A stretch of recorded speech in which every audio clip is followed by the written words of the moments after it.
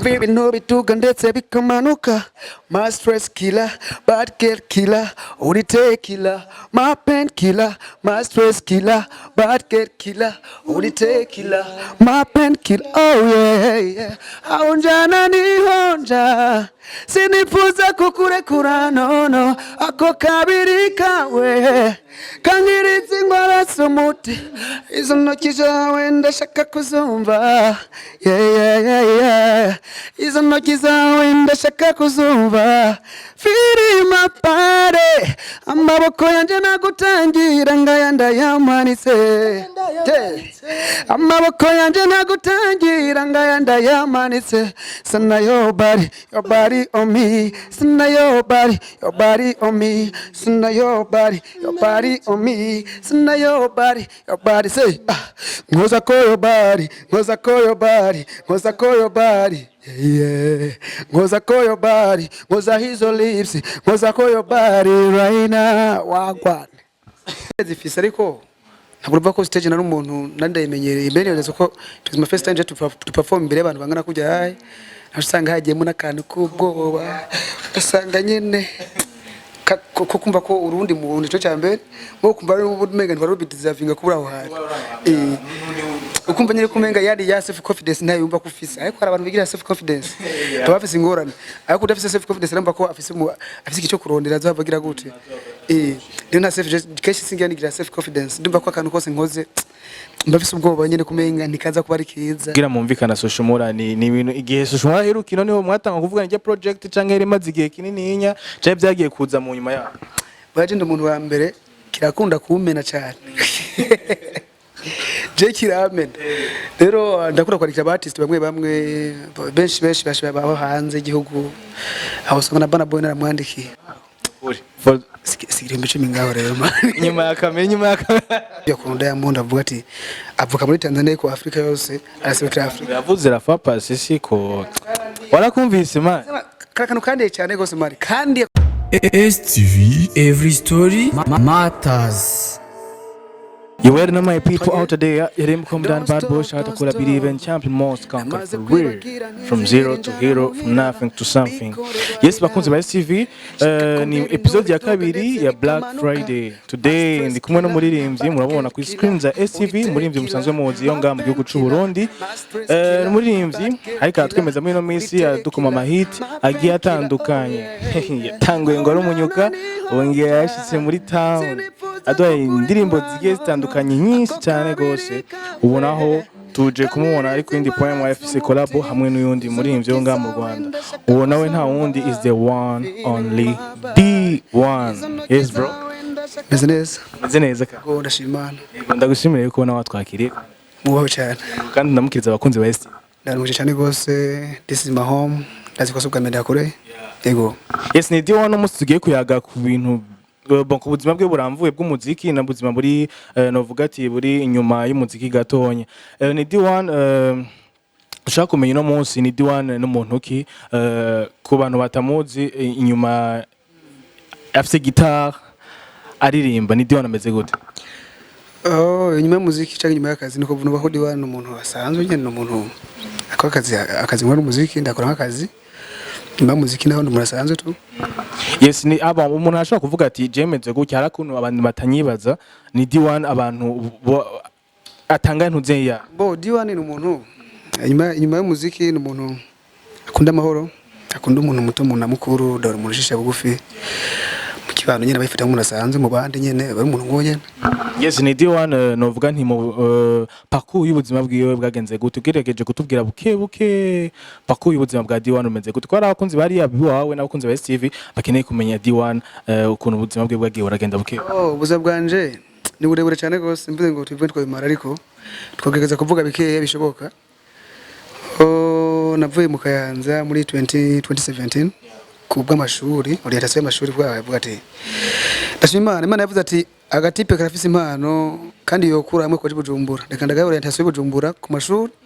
ibe opportunity yo tumwe mugeze hariya guco ceniga muri interne bita Gisenyi ndahiga ongera trainings soka nshika ishuri nta sabye uruhusha ngenda kuraba Crovis production muri Agape ngenda kuraba kama radio kunakora ama journalist hao bakora imyaka 3 ndayimara ndayiheza ishuri hanya nyene ngira ntahe ko Imana kabisa Imana ni rugira byose mu ijuru yavuga takatipe niko katashe impano yako yakirakura nawe yokageza nifuza ko impano yako yokabesha ikakabakazi che ndonka Clovis production ndeke ndonka abandi bantu ubita ode bienve ndonkumba ho nyene naho bamahomba Clovis nawe amahongora production iga production ndisindana kora baribyi bato cugina ko twigwa byinshi muri agape nashaka gukora nk'umwaka umwe muri agape sinaho maze umwaka umwe kuko twatanguye 2019 mu mpera cimura 2020 gushika mu kwezi okera ko 2020 yose nko turimba twiwanje hari nka za mirere nakoze ndimba mirere yiwanje ndakwana za before za tuzogumana izo ndimba nakoze 2021 mu kwezi kw'indwi tukatubonana na Iteka Music umva guhera ngaho yaneze yo ko beshi barabizi bya ibyo guhera tubonana na Iteka Music ibyo beshi barabizi ariko byo batari bazi cyane neza ko ari bya ava Iteka Music eko mu kugira winjire mu Iteka Music ni ibintu parcours yagenze gute kwa ntarashika no ngaho urumva yuko bari bakurungitse kwiga hanyuma ruja mu byo kuririmba mbega bayifashe gute mu miryango bimeze gute ko rari atmosphere abavyeyi babibonako babibonye gute bayifashe gute boy it was somehow complicated and it's now complicated somehow ku bantu bamwe but maze kuha image mbi umuntu akora kano kazi kacu nkaho mengana akazi kabanywa rumogi abavwayo aina mpamvu usanga rimwe na rimwe tutizegwa n'abantu bamwe babwira ngo turonke ubuzima bumwe ariko cyo navuga papa wanje ni umuntu yabona kumenga mungu wanje agiye kubakarara andazi nitabazoringwa ariko nari nzoga jewe mwa yaragana ubwo rugo ntago nanywa namwe mutobe byabereye ngaho nyene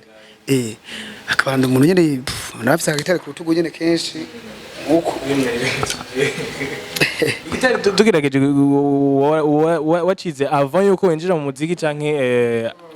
gitare ni ikintu navuga nimenyeje cyane ndi muri interna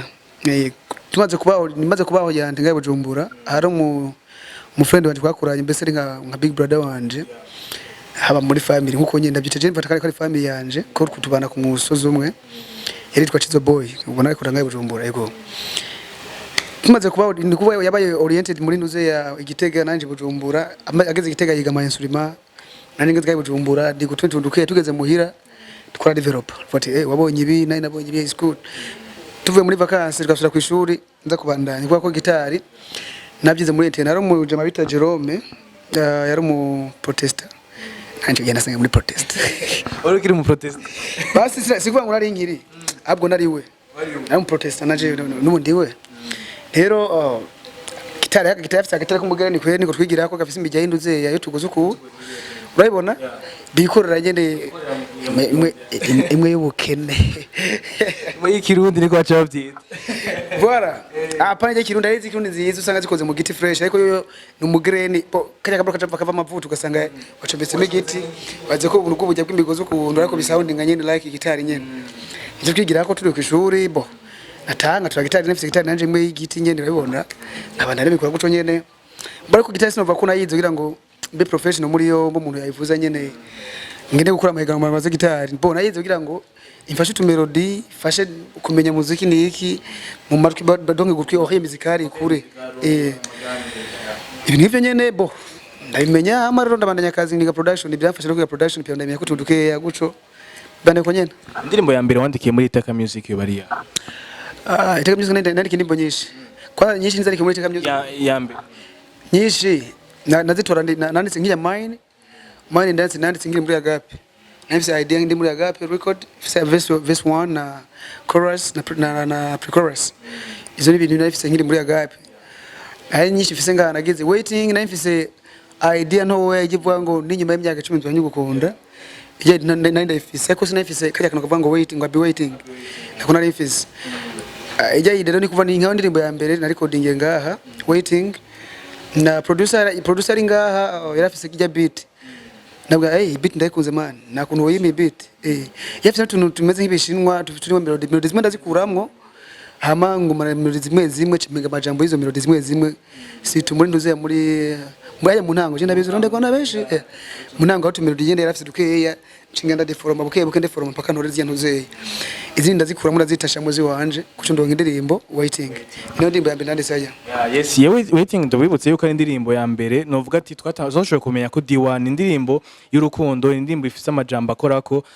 tutarinzira cyane ni indirimbo yashoboye kumenyekanisha feedback wumvise gute umaze kuronka feedback wavyumvise gute ni indirimbo wari ubizi yuko ijya feedback uzoyironka canke ni ibintu byashitse ko nyine jero kurunteye ntabwo no kubesha ndi umuntu uri munsi so indirimbo ndakira urubanza mbonye yigeze petete nk'inyuma y'ukwezi canke nyuma y'amezi abiri canke nyuma y'indwi zibiri mbonye feedback avuga ati ndabonye challenge 3 15 20 z'abantu banjye ko indirimbo yanje bayikunze andatanga kuvuga ati indirimbo yanje kumbe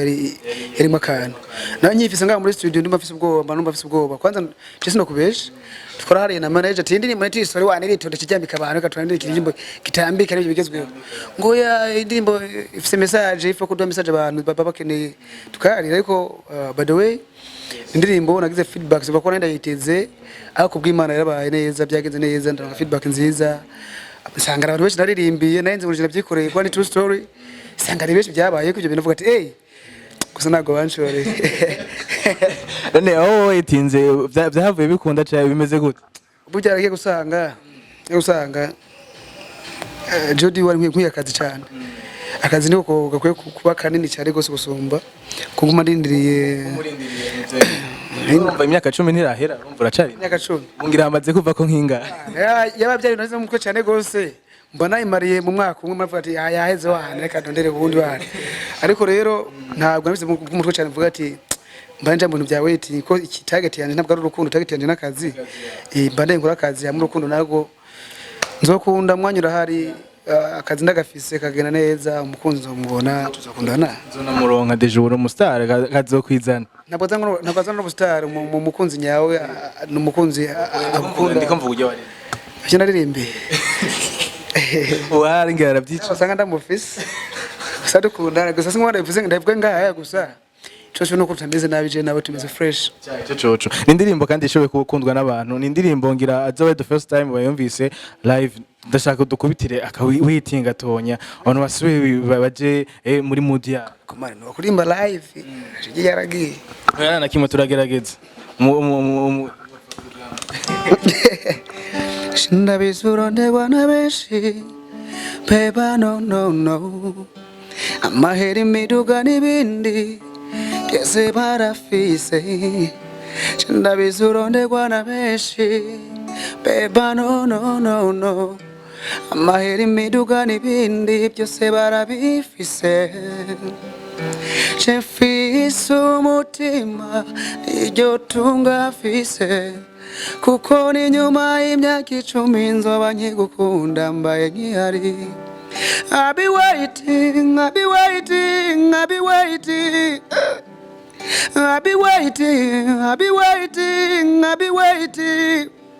kugeza my lover from your heart kugeza my lover from your heart oh yeah sakos pesa kabiri naroza kwibandaya indirimbo iri tellement romantique indirimbo abenshi barabaza niko iki D1 focusinga ku rukundo cyane gose urukundo nahantu tugwaye cyane ona yivuye muhira si kuvuga ngo mu wajene gusa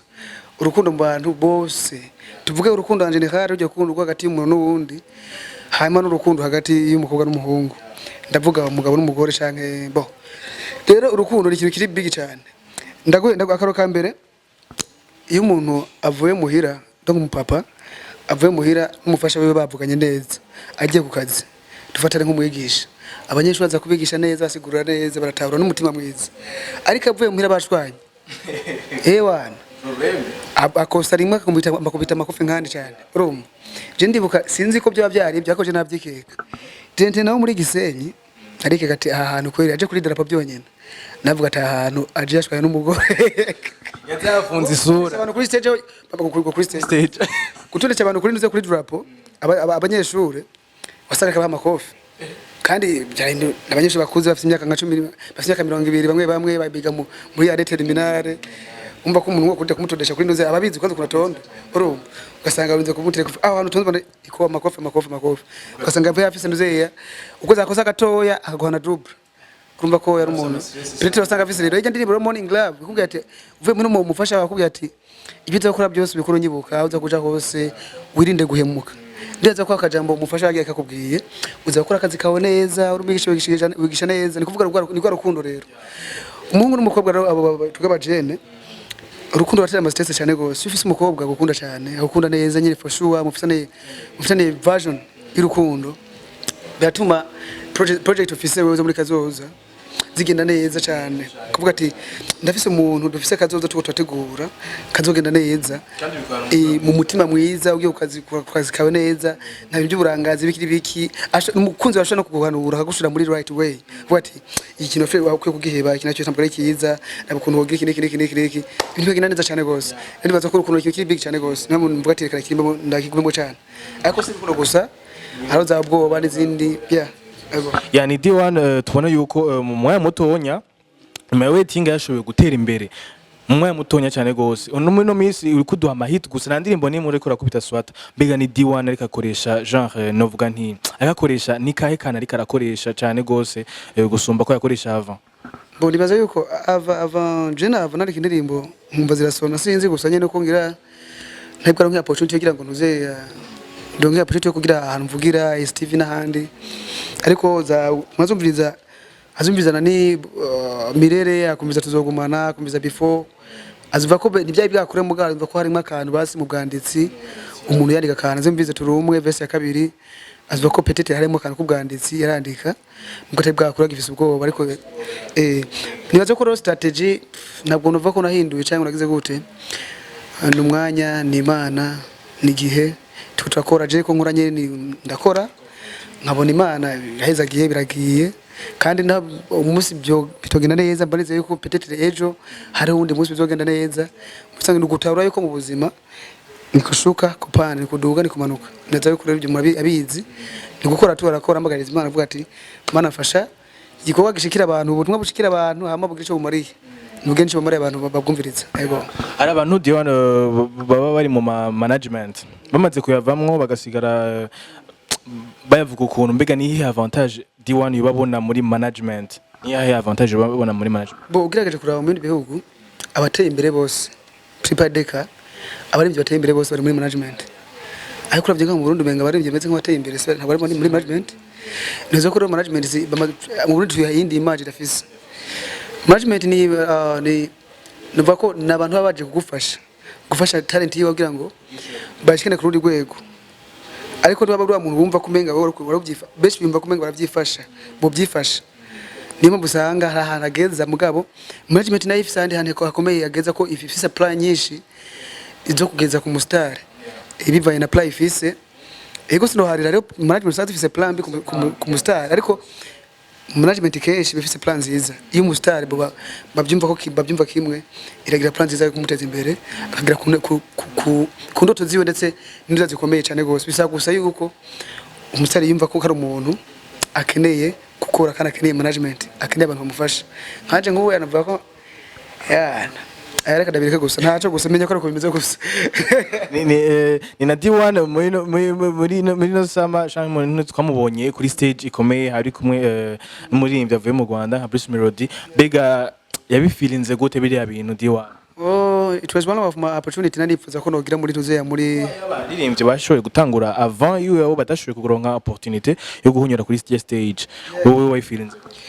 nahubwe ko it was one of my big opportunity kuri jewe kire tuzeya yo nari nifuza kuba nogira mu ntuzeya gusa ikintu cyambabaje nayigize nkiri umunyoka nari bwa mwana wo ivi sega batoto town ariko nazo yuko byose experience umuntu agenda wari ufise indirimbo ziryoshe D1 nende zifise ariko ntabwo ruva ko stage nari umuntu nandayimenyereye mbere neza ko it was my first time to perform imbere abantu bangana kujya hayi nasanga hagiyemo n'akantu k'ubwoba asanga nyene urumva ariko ni bon ni experience uvuga ati naci hadi ya not performance hadi ya na performance hadi unagira experience biva n'ahagenda raca hose ariko uvuga ko kuronka big opportunity nk'ijya ya nka jewe ikintu shimye Imana cyane gose ego kinini cyane gose kuri jewe ndaza ko bice bimicize cyuko ahubwo mba nkeneye ibindi bintu biruta bijya mba nkeneye performing na Chris Brown ako rese nuko yapfuye nyene performing na yari umuntu w'umuyidoro cyari umuntu wanje man. Okay, ni stage ya mbere yaguteye ubwoba ni stage uri kumwe na Bruce Melody. Ego bo yaranteye ubwoba kubera yuko kwa stage runini hari abantu benshi kwanza nabanje incano atari ndi kurura kuri stage bansha nk'imwaro ndi kwaje mu Kayanza. Wabanje kuzunguruka. Naciye imwaro ndi kwaje mu Kayanza. Oro ikindi acurumva bo Republic nini ugasangirira kure se ndakwegereye basi nibura feeling softing evo ko bakore ko guca mu feeling ni we bari hari imwaro nawe uri mu Kayanza. Urumva muco ngene nakuri uco umenga nyene bo igi sound microphone ikintu kinini urumva ko ibintu nyene birindi kuri wewe ariko by the way ndabyishimira cyane gose nakubona barakwinze kugwamagara cyane ko babona yuko ufise akazi kenshi ukora kandi wari mu waririmbye muri uno mwanya bari ku mwanya ntabwo niyemeye cyangire gute naza yuko nta experience nini nari mfite mu performance sinubwo niyemeye ngubikire biki ariko bijya byampaye icikwa kinini cyo vuga ati okay kabare gukora bivuze ko umuntu anose umuntu agenda araca ni kumanuka ni kuduga kandi imanuka ukaduga biba biryoshe ego ni stage umunsi wa mbere nawe ushika kuri stage wavyumvise gute we feelings for the first time first time nyende nawe ako bani kabura ariko maze gushikayo kora public base ko arajeyo tuvuga kumva nyende ko arakantu nyene ko kumva ko urundi muntu cyo cyambere ngo kumva ari ubumenga ntwaro bideservinga kubura aho hari ukumva nyine kumenga yari ya self confidence nayo yumva kufisa ariko hari abantu bigira self confidence tabafise ingorane ariko udafise self confidence namba ko afise icyo kurondera azabagira gute rero na self education singira self confidence ndumva ko akantu kose nkoze mbafise ubwoba nyine kumenga nikaza kuba ari kiza nkakemera ariko abantu bamwetisha wakoze neza ego ni D1 nyuma yaho twaje tubona igikorwa kinini igikorwa kiko kirakundwa ni indirimbo ikirakundwa indirimbo yitwa Body wakoranye na Social Mola kugira mumvikana Social Mola ni ibintu igihe Social Mola herukino niho mwatanga kuvuga n'ijya project canke rimaze igihe kinini nya cyane byagiye kuza mu nyuma yaho baje umuntu wa mbere kirakunda kumena cyane je kiramena rero ndakura kwandika abartist bamwe benshi baba hanze igihugu aho songa na Bana Boy naramwandikiye Bana Boy waramwandikiye rero umuntu umartist wese arimba kumva nyine abastari nk'abo tumaze kwandikira ni bana oya je twandikira abastari benshi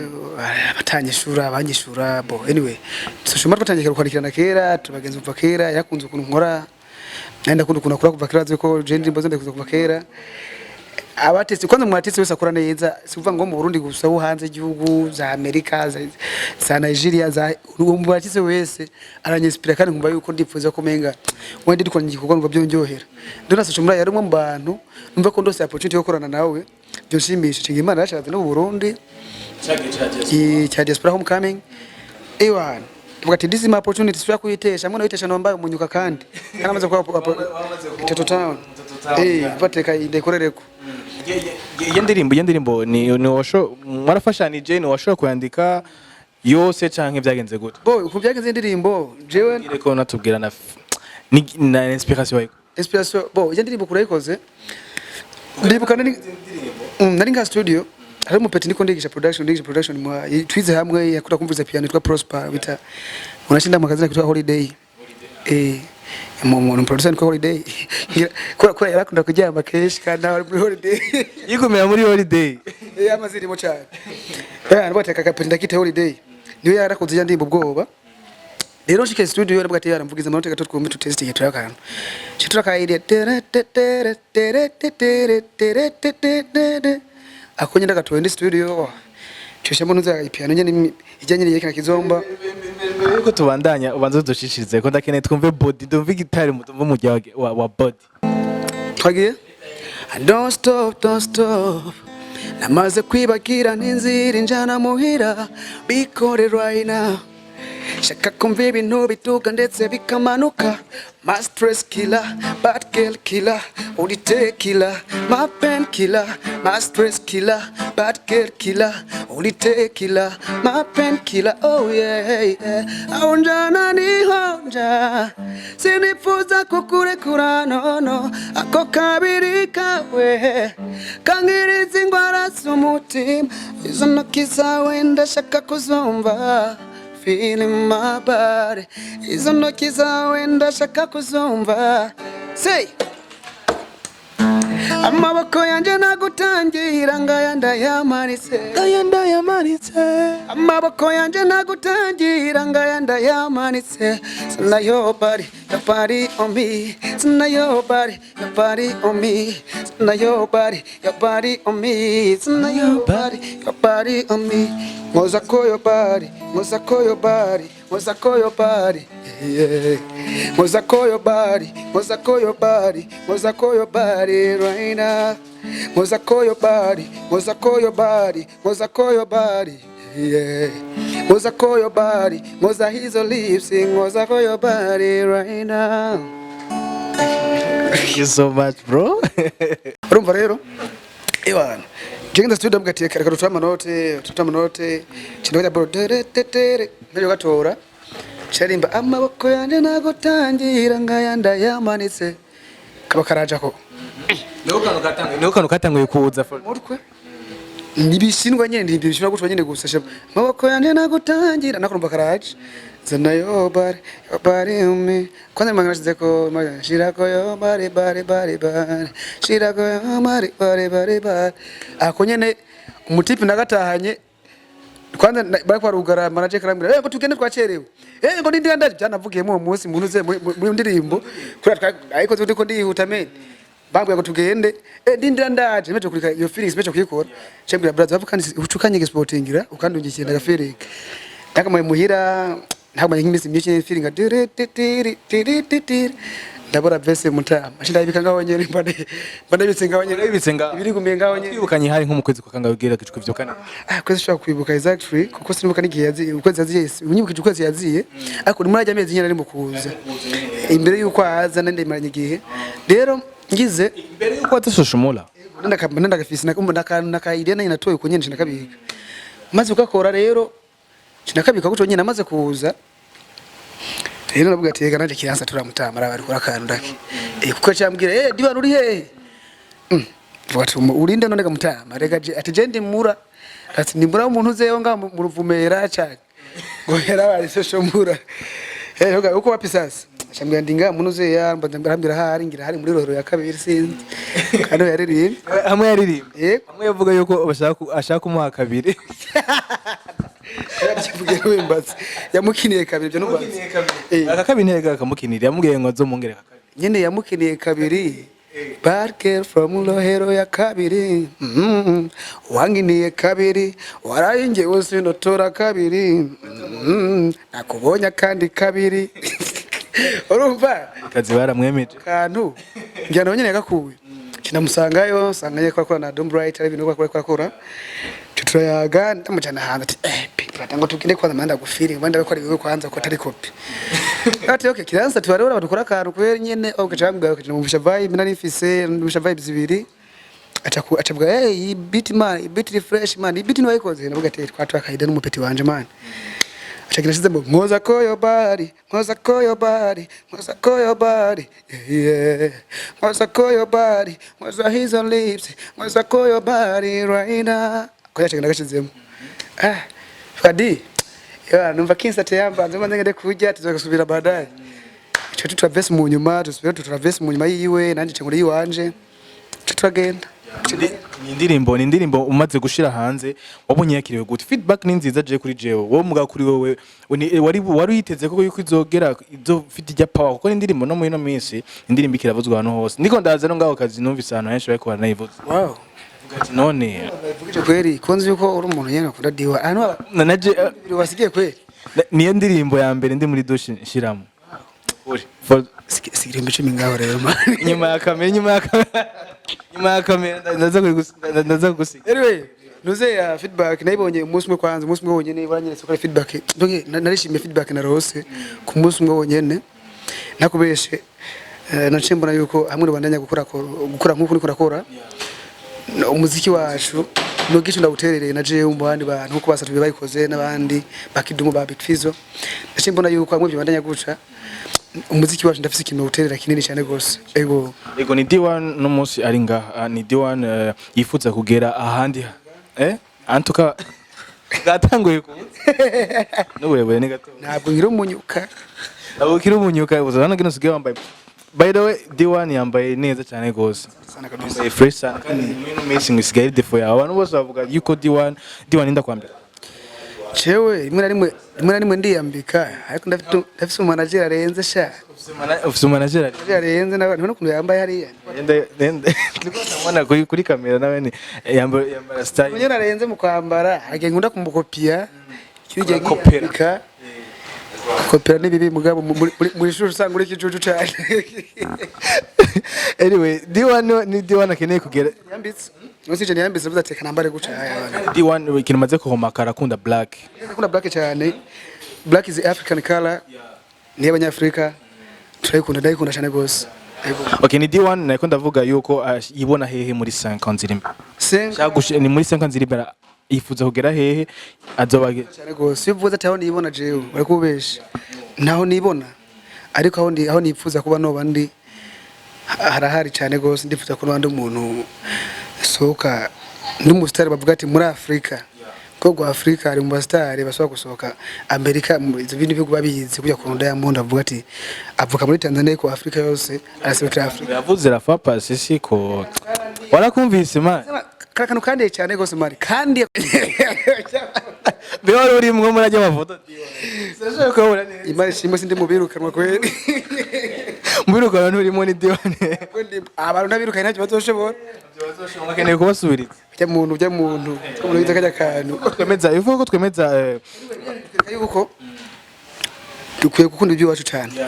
kuko je nabaze kwibona hari abantu benshi mu bindi bihugu namukora bo kenshi usanga bateye agaciro kenshi usanga baha agaciro ko bavuga ati none ujya muntu ndinda muhatere for example ako bambabari ari mabivuze for example nk'abantu usanga turi hafi mu rurimi nko muri Tanzania ugasanga abarundi bacu baragumva uwo muntu mo ya opportunity ku radio yacu kamuvuza cyane gose 100% araza gutora amafaranga yiwaje ya grandfriend wawe yogiza gutiye kubatse igihugu yogiza gutera ibyiza ko duha agaciro kwanze kubyo nimba binjira ngayo iwacu ntari kwinjire iwabo twinjirane ariko niko baho umwanya twibaza kujya ko tunabaho nimwe nyuza bavuga ati indirimbo zacu nizirenga mu Burundi kubera iki azoza nga mu Burundi asange boate yose umenga ni muri Tanzania iwabo urumva azanga mu Burundi asanga umenga ni muri Kenya none azuvuga ati Burundi buri hehe nta wundi zwa buhari bisigura yuko rero jewe byabyiza ahubwo tunababanye Burundi bakaguma ari iwabo tukanza tukivuza kwanza kwibwe nyene kubujya na boate uko umuziki wacu uri nyene ushaka uri slow uvuze muri boate barundi nibo bari barumviriza yabye DJ Brian yavuze yuko mubugira umuziki w'u Rwanda bawuteza imbere babanje kureka umuziki w'abagande bavuze iwabo kajya gato bari bafise barakavugije vuza kajya gato nyene hama gakure kuko niwakavuza kagaha umwanya kazokura kaje kuri ndaya kwikomprana abantu ba Nigeria bajya bafise nuze industry yabo bafise iterambere ryabo rigeze ahandi hantu risumba maybe iwacu twero iterambere dufise zibira nuza yacu country yacu yabantu kwanza babanza babe proud n'igihugu cyavuga ati uko kiri kose neza kwikunda kunyene kimeze ibyo dufise ni ibinyene neza kwikunda kunyene bimeze birakenewe yuko umwana wo Murundi akaza kora nimba akazi kaje n'impano yiwe akazi nyene kamwinjirize kamubesheho apana gufata amafaranga y'umurimbyi umurundi cyangwa umwana wo Murundi yo kwinjije ngo ndahari ya muntu ngo motive ngo kwase ngo ari inzobe ngo wanje arirabura ngo cinde uri muntu binzo yari yaya ngo uko nguvunga irabura ubu nyene irabura ni wawe ni wiguci wawe supporting unyene kwanza banze abeho hamwe azoze kufasha undi muntu kubaho uwerabayeho none ndakubaza wewe Dan we mu byukuri kwere ubyara nk'ubu dufate kuri black nabyara black umwana ari black cenga byara winzo tucukundo wiwanje ibyo umwana wawe yari kujyo ucubiha wiwanje ngo ari winzobe uwa wazobanzaje ni bitu bikwe kumenyera n'ababoss bacu babategura ibiteramo ababoss bacu bafite amafaranga b'invest mu bari ibyo babo kugira ngo basi nimba tutari inzobe tuzoba inzobe kubera iki baduhaye agaciro twe kwitwa bavayo batwitwa bavayo batubona kuri kuntu sinzi nta gaciro baduha agaciro kwanza bizogena neza nabaririmbyi muri no minsi bariko barakora cyane fuko du supporting muziki wacu wo mu Burundi kugira ugere kure tubane tuzimira handi tubane twumvirize kuko namwe muko murandika muko murashobora kwandika indirimbo ziryoshe aba lyrics ziba zisa neza muri no minsi vraiment no kuri I appreciate abaririmbyi presque nka bose muko mwandika neza cyane gose ubona yuko muri kazoza tuzoba dufise abantu aba ambassador bazoba bariko baradushikira novuga mu bindi bihugu yes ni D1 novuga nti hari abantu bagufashije kugira no munsi ugere aho ugeze akajambo kame D1 ntabwo novuga ndabamara ni benshi cyane gose akajambo kama kuri bo nuko sinzi bagwisha hasi ni kuvuga ni wa mufana ni wa mu journalist eka ni wa muntu wese afise ikintu yakoze kugira ngo D1 ndetse n'umuziki w'uburundi uhagararira kugira ngo umuziki wacu bandanye baho umuntu Imana imuhezagire imuhe kurondera aronka kugira ngo abandanye aronka n'ibyo afasha abantu yafashije nyene n'ibyo afasha industry yacu ndetse n'igihugu cacu kugira kanagira image nziza umuco musabira no kuramba nuko Imana ibandanye imuha kandi kurondera aronka ego ni D1 nyuma ya body twiteye igihugu rya nyuma ya body sinivuga ribanga ariko ndazi ko umwaka rushobora guhera n'abahaye ibikorwa ego ibikorwa canke igikorwa bishobora kuba byinshi canke kimwe urumva reka tube hafi ya D1 kuko tuma tubikora every day ndazi yuko tuzokoma mu munezero nabemereye yuko nzokoma ndabazanira abaririmbyi bagiye batandukanye yari Black Friday nibaza yuko mashoye kwinjoyinga igano twakoranye na D1 ndagusabe akajambo kagasunika rugi hanyuma ubundi duhite twimanukira kuri Love Connection niko karimbo nakone karankoma cyane sate sate bo cyambere kushimira abakunzi ba STV ndetse n'abarongozi bayo n'abantu bimvire gusha STV tabwira ati gicumvire mwagize ni cumvire ciza cyane gospel ko kera harabuze ukuntu twa expressing ourselves mugabo bo ni sawa ndangize bashimira ku bantu bose mugerageza kwisha umukozi kugira ngo umuziki wacu bandanye uduga indirimbo ni kwa D1 nihiri body n'izindi ndirimbo zose wandike D1 utundi ndirimbo zaje zose ama social media yiwanje ni D1 257 ubwo rayandi mapage kwa D1 257 ariko yiwanje iri hejuru nyene shobona ni signed and Iteka Music utubibona Instagram nuko nyene TikTok nuko nyene na Twitter nuko nyene mu following kugira ngo tubandaye tugira gute muduga hasa ya nabo bamanuka byovye tumanuke kuri Love Connection amajaka domo shadiwa uno munsi ni Black Friday nuwaru kuchilinga reka duchilinge tu vibing amana kariri umutima wawe usimba kuri senda bimenya otari dufise Love Connection otari dufise Love Connection dufise Love Connection baby never be away from you and I never feel okay without you nijashika nkakubura chewe nziyabura kuko naco nzobanjera nzobanera nibyashika nkakubura be chewe nziyabura kuko naco nzobanjera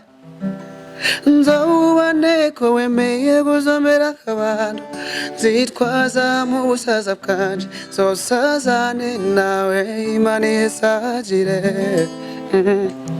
ko wemeye kuzomera abantu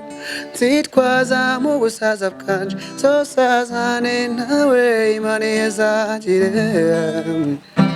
umutima wawe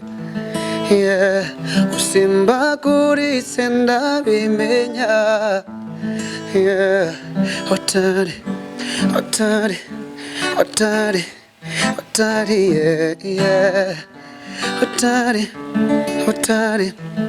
dufise Love Connection otari dufise Love Connection.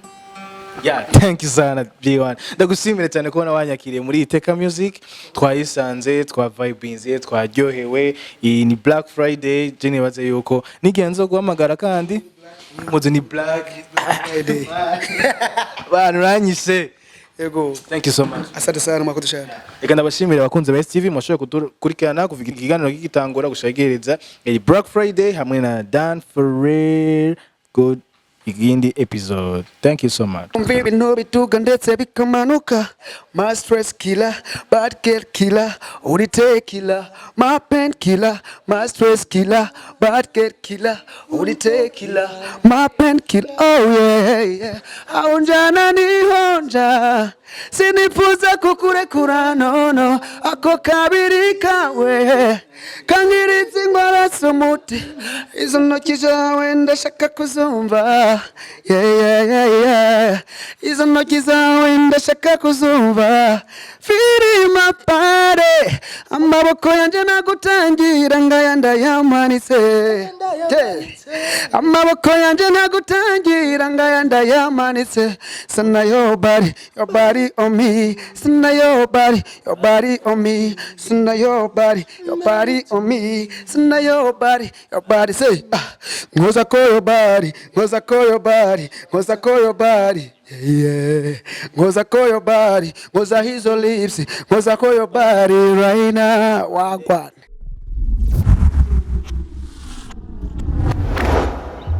STV, every story matters.